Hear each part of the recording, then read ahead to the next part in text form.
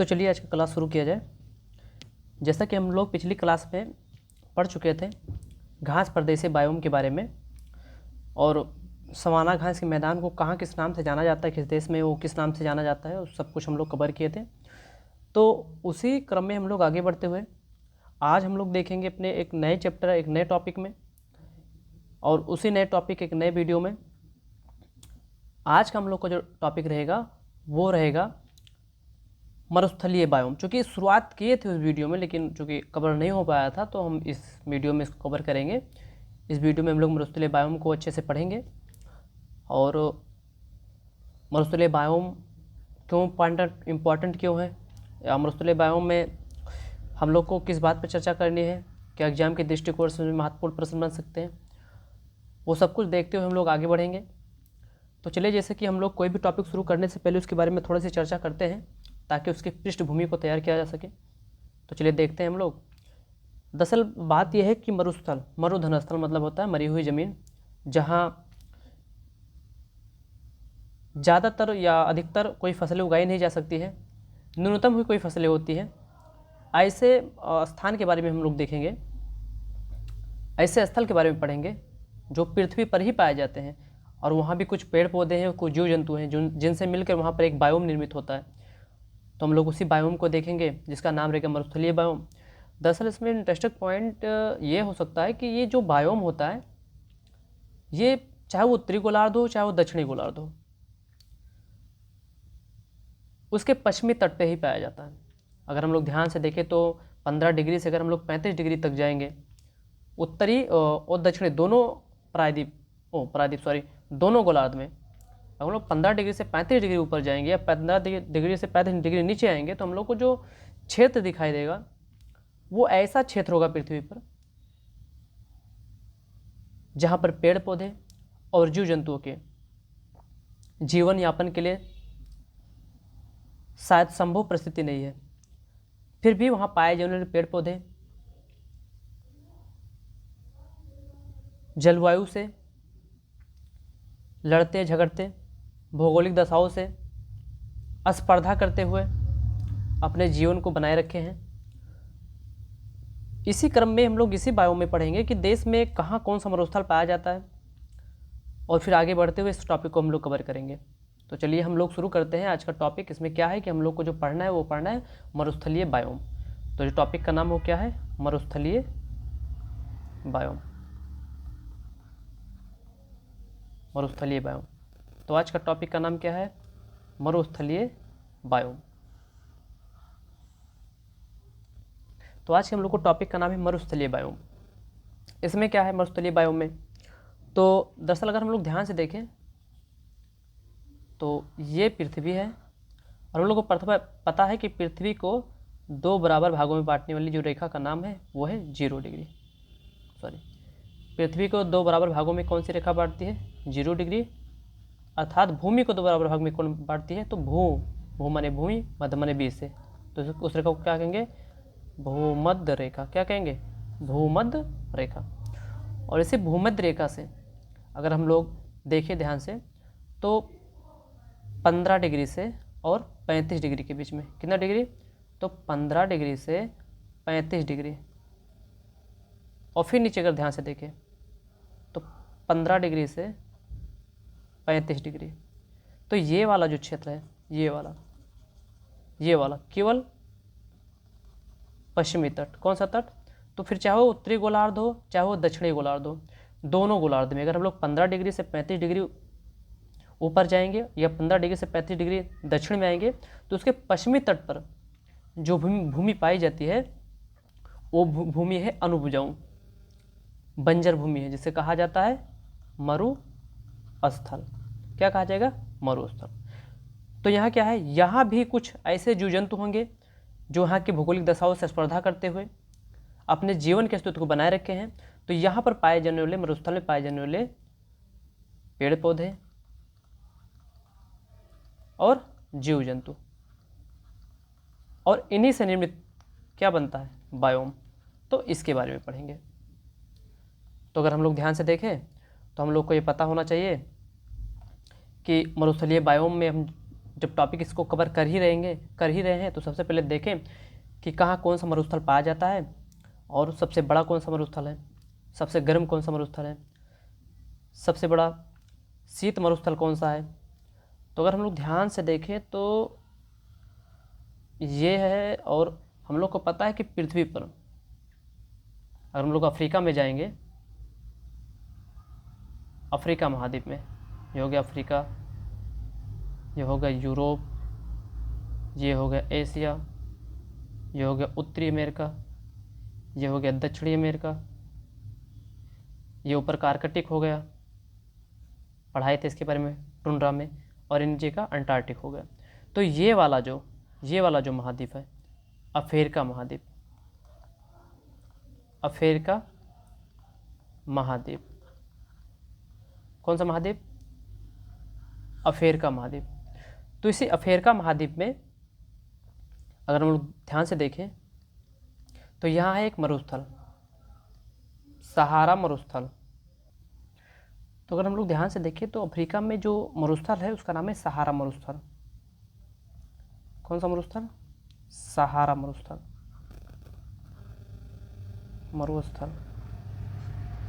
तो विश्व का सबसे बड़ा मरुस्थल, याद रखिए, विश्व का सबसे बड़ा मरुस्थल, विश्व का सबसे बड़ा मरुस्थल, उसका नाम क्या है, सहारा मरुस्थल। याद रखिए, विश्व का सबसे बड़ा मरुस्थल जो है वो अफ्रीका महाद्वीप पाए जाने वाला सहारा मरुस्थल है। अगर हम लोग ध्यान से देखें तो एक इंटरेस्टिंग पॉइंट में एक और भी है जो मरुस्थल से ही बनता है। मरुस्थल अगर हम लोग ध्यान से देखें तो तापमान के आधार पर, किस आधार पर, तापमान के आधार पर, अगर ध्यान से हम लोग देखें तो तापमान के आधार पर, किस आधार पर, तो जो मरुस्थल होता है तापमान के आधार पर,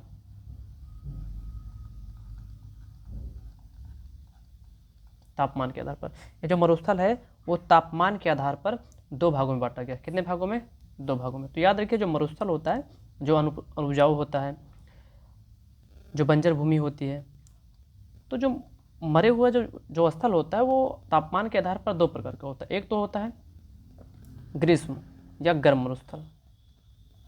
कौन सा मरुस्थल, गर्म मरुस्थल। और जो दूसरा होता है वो होता है शीत मरुस्थल। कौन सा मरुस्थल, शीत मरुस्थल।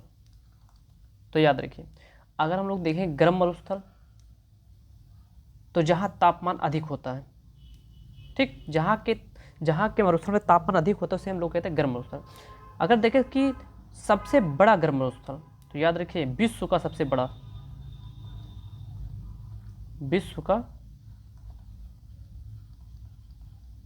सबसे बड़ा गर्म मरुस्थल, तो उसका नाम है सहारा मरुस्थल। याद रखिए, सहारा मरुस्थल। कहाँ है ये, अफ्रीका में। कहाँ है, अफ्रीका में।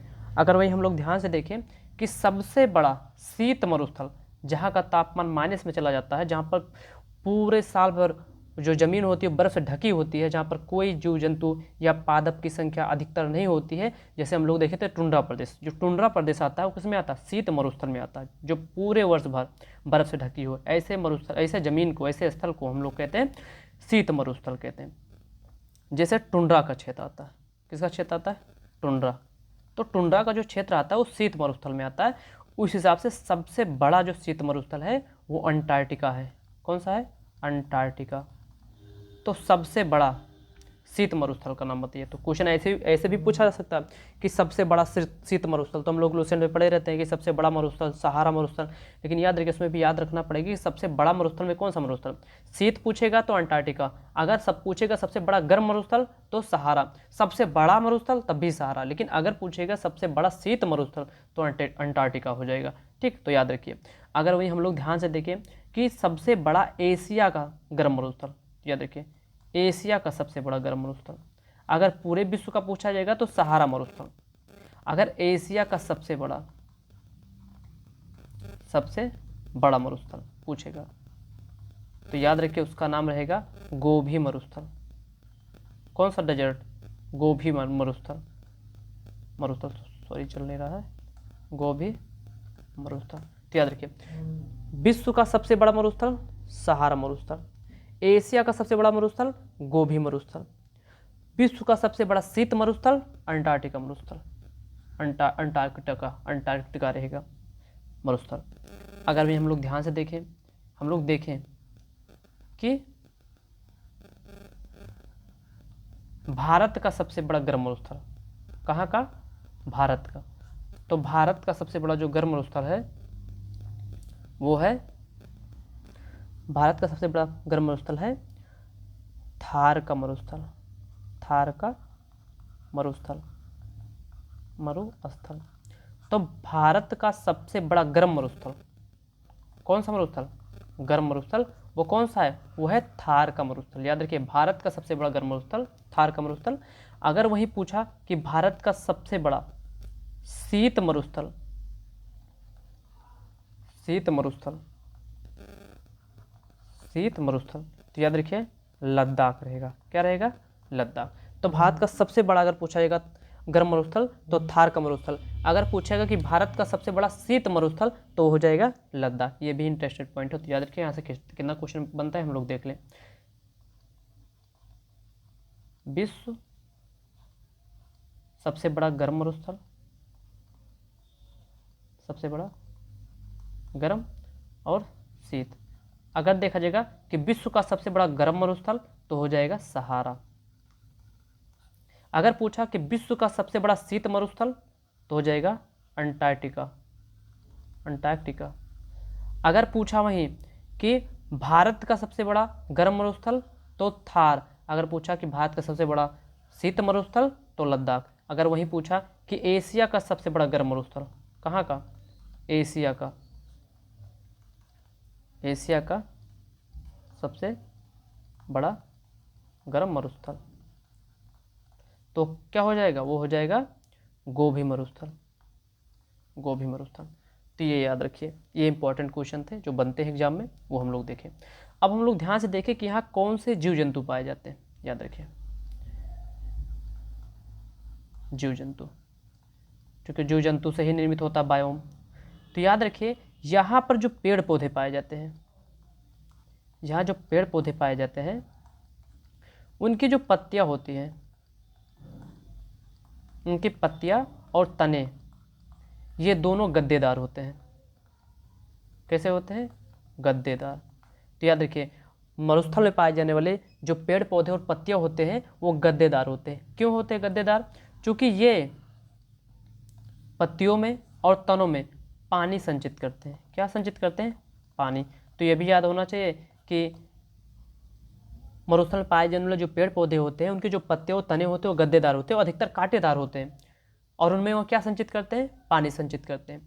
जैसे अगर हम लोग ध्यान से देखें तो उसमें क्या क्या आता है, एक तो इम्पॉर्टेंट नागफनी, उनकी भी पत्तियाँ गद्देदार होती है, नाम क्या रहेगा, नागफनी हो गया।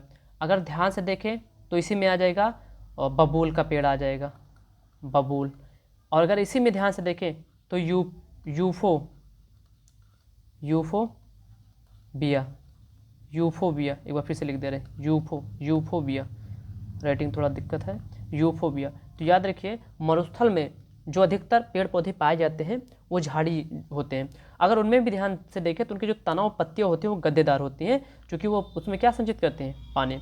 अगर उनमें देखें कि कौन कौन से पेड़ पौधे या झाड़ियाँ आती हैं तो सबसे पहले इंपॉर्टेंट बात यह है कि नागफनी जो होता है वो मरुस्थलीय पौधा है, बबूल का पौधा भी मरुस्थलीय पौधा है, और जो यूफोबिया होता है वो भी मरुस्थल का पौधा है। सबसे इंपॉर्टेंट बात इसमें और एक निकल के आता है, ये जो जितने भी पेड़ होते हैं मरुस्थलीय उनकी जो जड़ें होती हैं वो बहुत विकसित होती हैं, विकसित, इनकी जड़ें क्या होती हैं, बहुत विकसित होती है, खासियत है इनकी। और यहाँ के जो जंतु होते हैं अधिकतर रात्रिचर होते हैं। क्या होते हैं, रात्रिचर। इसका भी कारण बताइए, कारण अगर आप लोग को हो तो जब पढ़िएगा वीडियो तो आप लोग खुद ही सोचिएगा वीडियो पोस्ट करके रोक के। इसका कारण यह है कि चूँकि दिन में यहाँ अधिकतर गर्म रहता है तो यहाँ के जो जीव जंतु होते हैं वो रात में अपने शिकार के लिए निकलते हैं, या वो रात्रिचर होते हैं, वो अपना जो कार्य करते हैं वो अधिकतर रात में करते हैं। भोजन हो गया, जो भी हो गया, वो अधिकतर अपना जो कार्य होता है वो रात में ही करते हैं, इसलिए ये रात्रिचर होते हैं।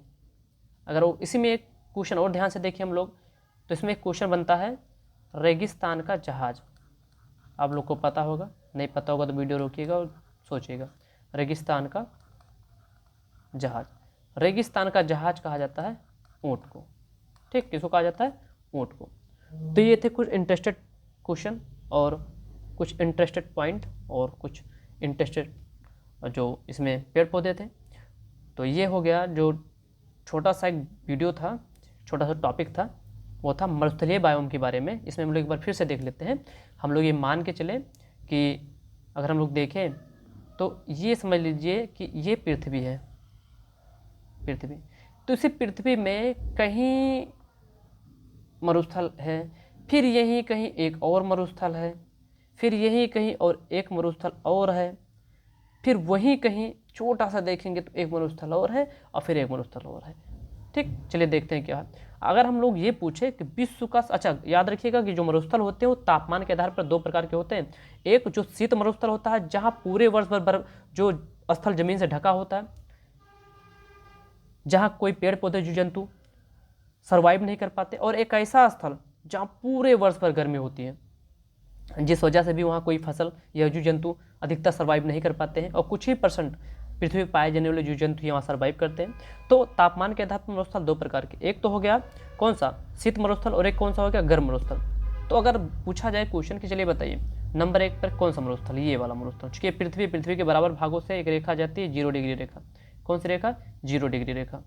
ठीक, तो याद रखिए ये उत्तरी छोर है, ये दक्षिणी छोर है, ये उत्तरी हाँ उत्तरी छोर और दक्षिणी छोर है। तो ये वाला जो है, ये वाला जो पार्ट है, यहाँ हम लिख रहे हैं 1 नंबर, ये हो गया 2 नंबर, ये हो गया 3 नंबर, ये हो गया 4 नंबर, ये हो गया 5 नंबर।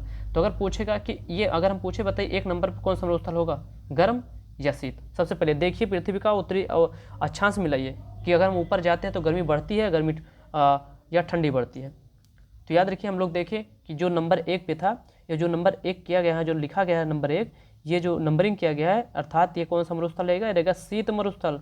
क्योंकि हम लोग को पता है जितना अधिक हम लोग अक्षांश से विस्तार में जाएंगे ऊपर, वहाँ ठंडी बढ़ती है। और ये जो है टुंड्रा क्षेत्र है, ये कौन सा क्षेत्र है, टुंड्रा, जहाँ पूरे वर्ष भर जो जमीन होता है किससे ढका होता है, बर्फ से। तो ये जो मरुस्थल है ये है शीत मरुस्थल, शीत मरुस्थल, जिसे क्या कहेंगे, अंटार्कटिका कहेंगे, अंटार्कटिका। तो विश्व का सबसे बड़ा शीत मरुस्थल का नाम क्या है, अंटार्कटिका। अगर वहीं पूछा ये 2 नंबर पे क्या है, तो विश्व का सबसे बड़ा गर्म मरुस्थल, कौन सा मरुस्थल, गर्म मरुस्थल, जिसका नाम क्या था, सहारा। अगर पूछा कि एशिया का सबसे बड़ा मरुस्थल किसका, एशिया महाद्वीप का सबसे बड़ा मरुस्थल, तो हो जाएगा गोभी। अगर पूछा कि भारत का सबसे बड़ा शीत मरुस्थल, कौन सा मरुस्थल, शीत, भारत का, याद रखिए किसका, भारत का, भारत का। अगर पूछा भारत का सबसे बड़ा शीत मरुस्थल, तो उसका नाम रहेगा लद्दाख। अगर पूछा भारत का सबसे बड़ा गर्म मरुस्थल, तो थार का मरुस्थल। ये इतने क्वेश्चन थे जो यहाँ से बनते थे। तो आज के इस टॉपिक में हम लोग इसे कवर किए, और हम उम्मीद है कि आप लोग इसे अच्छे से पढ़ेंगे और याद भी करेंगे, ताकि एग्जाम में जब कभी क्वेश्चन किसी भी तरीके से पूछा जाए तो हम लोग उसे सॉल्व कर पाएँ। तो चलिए, बाकी हम लोग 2 क्लास में, 2 क्लास और आएगा, शायद एक क्लास 50 मिनट का हो और एक क्लास शायद 1 घंटा या उससे भी ज़्यादा हो, और 2 ही क्लास में जो आगे का जो चैप्टर बचा हुआ है, इसमें जो अगला टॉपिक बचे हो कवर हो जाएंगे, तो आपका एक और चैप्टर कवर हो जाएगा। बचेंगे 3 और चैप्टर, तो हम लोग 3 और चैप्टर को 10 या 15 दिन के बीच में कवर कर देंगे, जिससे हम लोग का एनवायरनमेंट का जो टॉपिक है वो कवर हो जाएगा। तो चलिए, बस आज के लिए इतना ही, बाकी अब नेक्स्ट वीडियो में देखेंगे क्या है कैसे है।